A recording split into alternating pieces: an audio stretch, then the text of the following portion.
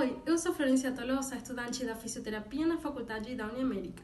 Neste vídeo eu vou falar sobre as sinais vitais. Elas são a pressão arterial, frequência respiratória, frequência cardíaca, temperatura e dor, circunferência abdominal, peso e altura, que indicam o IMC, que significa o índice da massa corporal. As sinais vitais são muito importantes na vida do paciente e eles utilizam distintos equipamentos.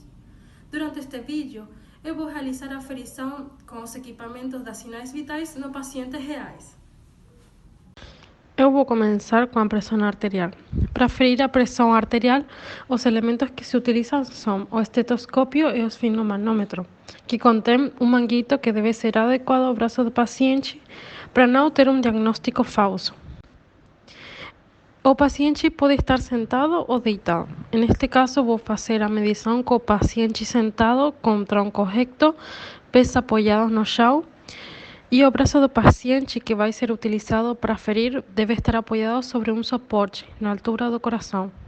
Esse braço não pode ter manga de roupa. No momento de realizar a aferição, se deve posicionar o manguito do esfigmo nos 3 centímetros acima da fossa antecubital do cotovelo, acima da artéria braquial. Logo, ajustar a pera do esfigmo para iniciar a insuflação e situar os olhos no nível da coluna do mercúrio, palpar o pulso radial e insuflar até a oclusão da artéria. Uma vez que sentimos a ausência do pulso radial, se deve colocar o diafragma do esteto na artéria braquial e ajustar a pera do esfigmo para proceder à desinflação e a escuta, para assim determinar a primeira fase da pressão sistólica na escuta do primeiro som, que logo do primeiro som é seguido das batidas regulares, até verificar a quinta fase que indica a pressão distólica na escuta do último som. Logo de escutar o último som, se deve proceder à desinflação rapidamente devido a que os sons foram desaparecidos.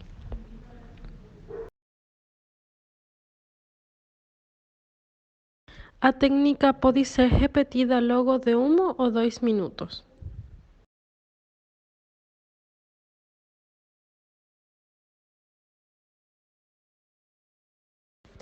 A frequência cardíaca. Para a aferição da frequência cardíaca, pode auscultar o coração e contar os batimentos cardíacos durante 1 minuto. A técnica para medir consiste em pedir ao paciente que fique em posição sentado ou posição de cúbito dorsal. Logo, escutar com o estetoscópio e ubicar o diafragma na altura do quinto espaço intercostais. Por último, contar os batimentos em 6, 15 ou 30 segundos e multiplicar por 10, 4 ou 2, como corresponda, para obter o número de batimentos. Frequência respiratória. Para realizar a verificação da frequência respiratória, se deve contar a quantidade de inspirações em 1 minuto, observando os movimentos da caixa torácica. Eu fiz a verificação da frequência respiratória durante 15 segundos, controlando o tempo no meu telefone.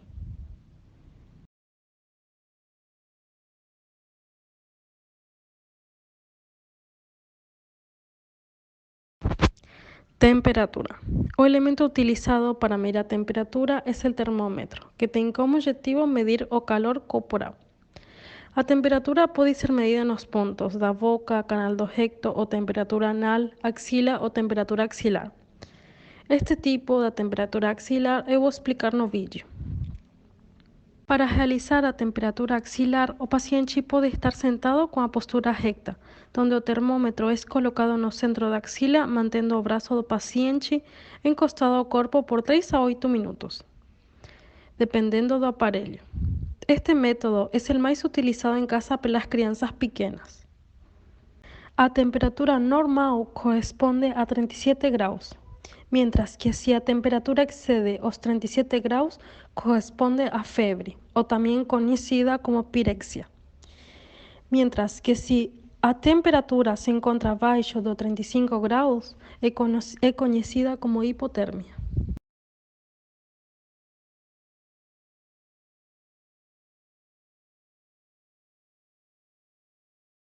Altura e peso. Para aferir a altura, o paciente deve estar com os pés descalços em postura erecta e olhar para o horizonte. O peso deve ser aferido em uma balança. Como se pode olhar nesse vídeo, eu fiz a medição da altura e de peso no mesmo aparelho, mientras que os dois também podem ser medidos por separado. A altura e peso são muito importantes para determinar o IMC do paciente, que indica o índice da massa corporal. A circunferência abdominal. A circunferência abdominal brinda informações úteis sobre o nível da gordura intraabdominal e permite alertar sobre distintos problemas da saúde. Para realizar a medição, se pede ao paciente que fique de pé, em postura recta, olhando para o horizonte, e inspire profundamente. E ao final da expiração, seja realizada a medida. Agora eu vou pedir para o paciente que realize uma atividade física e depois vou realizar a medição das sinais vitais de novo. Aqui o paciente realizou a atividade durante 3 minutos.